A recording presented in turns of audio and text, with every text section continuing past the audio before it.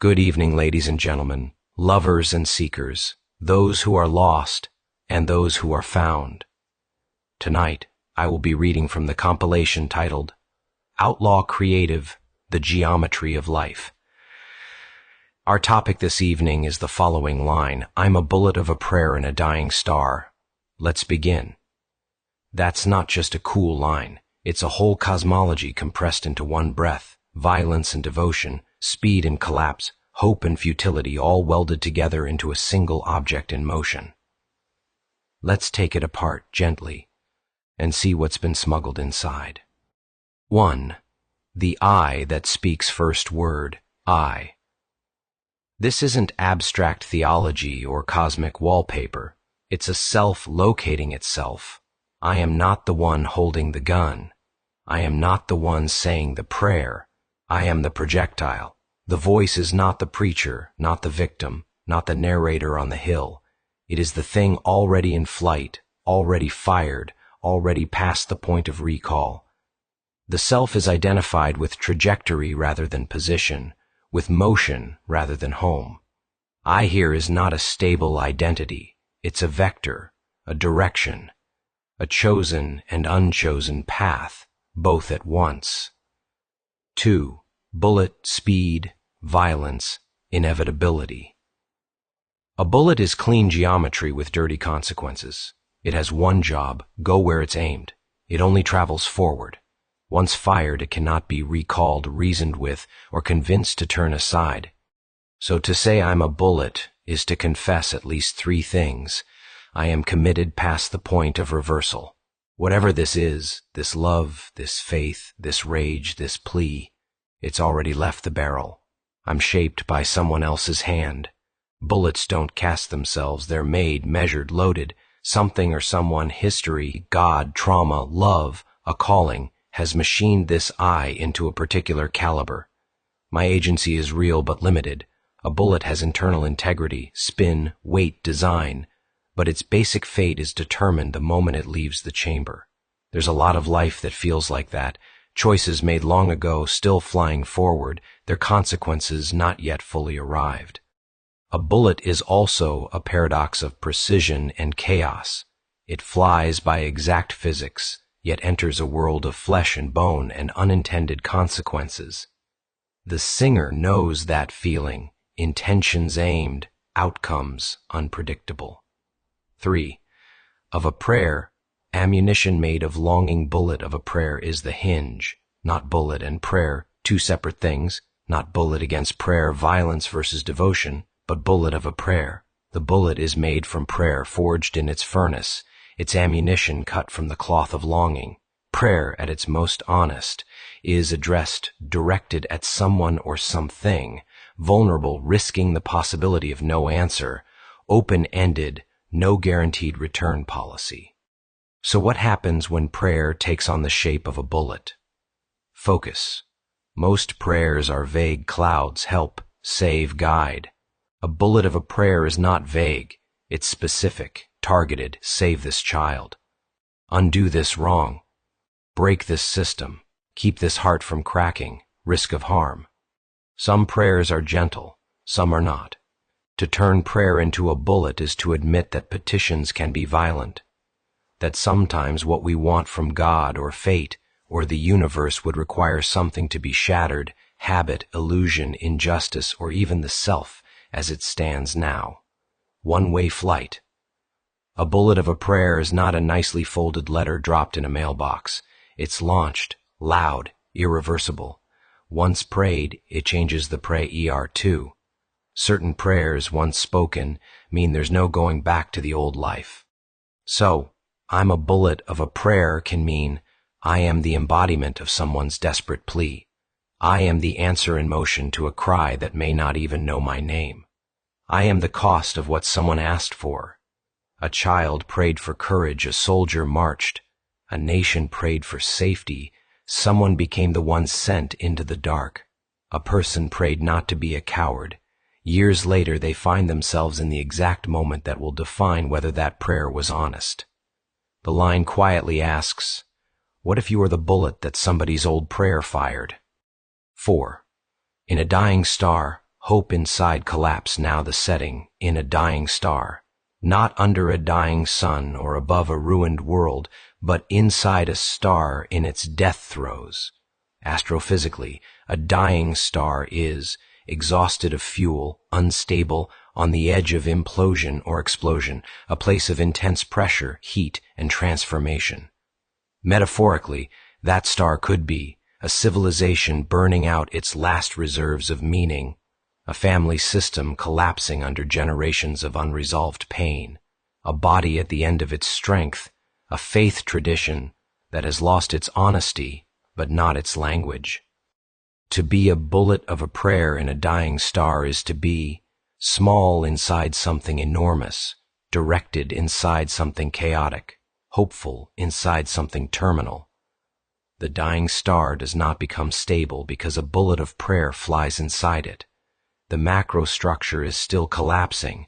Empires don't reverse themselves because one honest soul decides to live differently. The line is not sentimental, and yet, in stellar physics, the death of a star is exactly how new elements are born. Heavy elements, iron, gold, the stuff in blood and rings, are forged in the violent death of stars. Collapse, explosion, new matter. So the line hints at this. The environment is terminal, but not purposeless. Dying can be generative. The star's end might be the beginning of something else. The bullet of prayer is not the star's savior. It is an artifact of meaning inside the collapse. 5. The moral geometry of violence and prayer. The line does something sharp. It refuses to neatly separate prayer, holy, gentle, pious, from bullet. Violent, secular, lethal, they are fused. That fusion can be read at least 3 ways. The critique reading, look what we've done to prayer. We have weaponized it, praying for our side to win the war, praying for our tribe to prosper while ignoring those crushed by our prosperity, using spiritual language to justify very earthly power plays. In this reading, I'm a bullet of a prayer as a confession of complicity. I am the product of prayers that were never innocent. The resistance reading, prayer is my only bullet. When all other weapons are stripped away, money, reputation, physical strength, institutional backing, what's left? Sometimes only the stubborn act of speaking to the unseen. I refuse to agree that this cruelty is normal. I refuse to treat this despair as final. I refuse to call this lie the truth. In that mode, prayer is not passivity, it's resistance. The bullet is not aimed at flesh, but at despair, numbness, and surrender. The transformation reading, violence is being converted. A bullet made of prayer might be the old instinct, fight, strike, avenge, pass through a new furnace. Same energy, different form. The anger that once killed is now turned toward protecting, interceding, standing in the breach. In that case, the line says, I still fly fast, I still cut through the dark. But what I carry now is not lead, it is intercession. Each reading can coexist. That's part of the line's power. It doesn't tell the listener which one to choose. It lets the conscience decide. 6. Time. The long arc of a fired prayer. Bullets fly fast, stars die slow. One more tension packed into the sentence. A bullet's life is measured in fractions of a second. A star may take millions or billions of years to reach its end. Put them together and you get a strange experience of time. From the bullet's perspective, everything is urgent, instant, immediate. From the star's perspective, this flash of motion is one tiny event in a vast story. So the line can also be heard as a meditation on scale, a single life inside a long, decaying age, a single act of courage or desperation inside a centuries-long pattern, a single day of honesty inside a life built on avoidance. Being a bullet of a prayer in a dying star means living with both clocks at once, knowing that what happens today matters intensely, also knowing that the star will not be healed by one day's effort or one person's faith. This is where many burn out, the gap between what they hoped their prayer would do and what they actually see. The line doesn't close that gap, it just names it, fiercely and poetically. 7. Identity as trajectory, not destination. The line doesn't say where the bullet lands. No impact, no target, no resolution, just motion. That omission matters. Most narratives want us to jump to the outcome. Did the prayer work? Did the star explode or stabilize? Did the bullet save or destroy? The sentence refuses that comfort. The identity claimed is not I am the victory, I am the failure, or even I am the martyr. It is I am the movement of a focused plea through a collapsing world. That is an uncomfortable identity, but a truthful one. A lot of real life sits right there, acting without guarantees, loving without insurance, refusing corruption without knowing if it will change anything measurable. To embrace this identity is to accept that fidelity matters more than visible success. The bullet does not control the star. The prayer does not own the outcome. But both still matter. 8. What the line quietly asks of the listener. The line works as a self-description, but it also turns outward and asks a few hard questions. Whose prayer are you made of? Are there old promises, whispered vows, or childhood cries still shaping your trajectory? What kind of bullet are you? Are you tearing through people in the name of some higher cause, or are you taking the hit so that someone else doesn't have to? Same language, very different geometry. What is your dying star?